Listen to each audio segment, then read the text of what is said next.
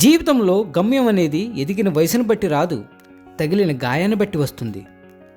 నిర్ణయం తీసుకున్నాక దారి ఎలా ఉన్నా కూడా గమ్యాన్ని చేరాల్సిందే. శ్రమ నీ ఆయుధమైతే విజయం నీ బానిస అవుతుందని గుర్తుపెట్టుకో. కారణం లేని కోపాలకు, అలాగే అర్థం లేని పంతాలకు పోయి మనశ్శాంతిని దూరం చేసుకోకూడదు. మొండితనం అనేది సాధించడంలో ఉండాలి, అంతేకాని వాదించడంలో కాదు. ఎవరి నుంచి ఏది ఆశించుకో, అది నీ ఆనందాన్ని పూర్తిగా చంపివేస్తుంది. మన చుట్టూ ఉండే మనుషులు ఎలా ఉంటారు అంటే, ఎదిగిన వాడి పరిచయం కోసం ఎగపడుతూ ఉంటారు. కానీ మనకు పరిచయం ఉన్నవాడు ఎదిగితే మాత్రం తట్టుకోలేరు, కాదంటారా? తాతలు సంపాదించిన ఆస్తులు లేకున్నా, వారసత్వ రాజకీయాలు లేకున్నా, ఆలోచించే శక్తి ఉండి, కష్టపడే తత్వం ఉండి, తెగించే పనిచేసే దమ్ము ఉండి, 10 మందికి సహాయం చేసే గుణం ఉంటే ఇక జీవితంలో నిన్ను ఎవరూ కూడా ఆపలేరు. సాధించాలి అనే తపన మన సామర్థ్య లోపాలను, అలాగే బలహీనతను అధిగమించేలా చేస్తుంది. నమ్మకం అనేది ఒక బలం. ఆ బలాన్ని పోగొట్టుకున్న రోజు ఏ బంధం కూడా నీకు తోడుగా ఉండదు. శత్రువుల్లో ఎక్కువ శాతం ఒకప్పుడు నీ నుండి సహాయం పొందిన వాళ్లే ఎక్కువగా ఉంటారు, కాదంటారా? నువ్వు నమ్ముకున్న కష్టం నిన్ను గొప్పవాణ్ణి చేయలేకపోవచ్చు, కానీ ఎవరి ముందు చెయ్యి మాత్రం చాచనివ్వదు. కష్టాన్ని నమ్ముకున్నవాడు ఎప్పుడు కూడా కష్టాలు పాలు కాడు అని మర్చిపోకు. జీవితంలో ఎంత కష్టం వచ్చినా వీరిని మాత్రం సహాయం అడగకండి. మొదటివారు శత్రువులు. ఎంతటి కష్టం వచ్చినా సరే శత్రువులను మాత్రం సహాయం అడగకండి. ఎందుకంటే శత్రువులు అనేవారు మనల్ని ఎలా నాశనం చేయాలా, ఎలా అంతం చేయాలని ఎదురు చూస్తూ ఉంటారు. ఇక రెండోవారు అహంకారులు, అలాగే పొగరబోతులు. అహంకారుల్ని, పొగరబోతుల్ని, గర్విష్ఠుల్ని కష్టాల్లో ఉన్నప్పుడు సహాయం అడిగితే వారు మన కష్టాలని తీర్చకపోగా మరింత హేళన చేసి చులకన భావంతో చూస్తారు, నిందిస్తూ దిప్పిపొడుస్తూ ఉంటారు. కాబట్టి అటువంటి వారిని సహాయం ఎప్పుడు కూడా అడగకూడదు. ఇక మూడవవారు ఈర్ష్య, ద్వేషం, అలాగే అసూయ కలిగిన వ్యక్తులు. మనమంటే గిట్టని వారు మనపై ఈర్ష్య, ద్వేషం, అసూయ నింపుకునే వారిని కష్టాల్లో ఉన్నప్పుడు సహాయం చేయమని అడగకూడదు.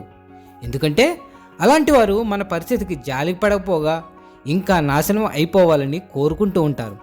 అలాంటి వారితో ఎప్పుడూ కూడా జాగ్రత్తగా ఉండాలి. ఇక చివరివారు త్రాగుబోతులు, అలాగే తిరుగుబోతులు. త్రాగుబోతులు నిరంతరం మద్యం సేవించి అధిక ప్రేలాపనతో ఉంటారు. వారి మాటలు ఏమాత్రం కూడా లెక్కలోకి రావు. మద్యంతో చెప్పిన మాటలు మత్తు వదిలేక ఉండవు. ఎదురు చూపులే మిగులుతాయి తప్ప సహాయం ఎప్పటికీ అందదు. ఏడవటం తప్పు కాదు. ఆడదాని కన్నీరు చూసి కూడా జాలిపడిన ఒక మగవాడి కోసం ఏడవటం తప్పు. అది ప్రేమికుడైనా, భర్త అయినా, ఇంకెవరైనా సరే గుర్తుంచుకోండి. మనసు లేని మగవాడు ఆడదాన్ని ఒక అటబొమ్మలానే చూస్తాడు. మనసున్న మగవాడు స్త్రీని ఒక ప్రాణం ఉన్న దేవతలా భావిస్తాడు. అలాంటి వారు మీ జీవితంలో ఉంటే జాగ్రత్తగా చూసుకోండి. ప్రేమలో తప్పులు చేసి ప్రేమించి తప్పు చేసాం అనుకుంటూ ఉంటారు. ప్రేమ అనేది నిజమే, కానీ మనుషులే అబద్ధం, కాదంటారా? కొందరు అంతే, ఈరోజు కలిసి ఉండటానికి క్షమించిన తప్పులనే రేపు విడిపోవడానికి కారణాలుగా వాడుకుంటూ ఉంటారు. నిజమే కదా? నా అంటే స్వార్థం, నాన్న అంటే నిస్వార్థం, కాదంటారా? లెక్క పెట్టుకోగలిగినంత వరకే అవి చినుకులు, ఆ తరువాత వర్షం అంటారు. చక్క పెట్టుకోగలిగినంత వరకే అవి సమస్యలు, ఆ తరువాత కష్టాలంటారు. అర్థమైందనుకుంటా.